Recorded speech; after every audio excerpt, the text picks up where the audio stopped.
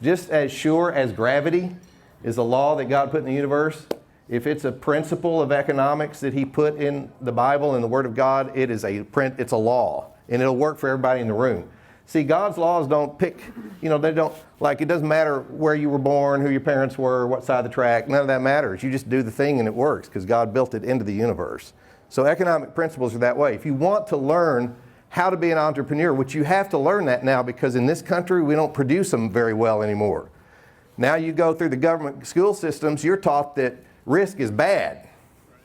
God said you have no return without risk. It's called the risk-return trade-off. Harvard picked it up from the Word of God and stuck it in every management book in the world now. It's called the risk-return trade-off. The amount of wealth that I have the potential to create for me and my family is directly proportional to the amount of risk I am willing to take. But it's educated risk. It's not the same as gambling. You learn everything you can learn about a certain type of business before you jump into it. Trust me.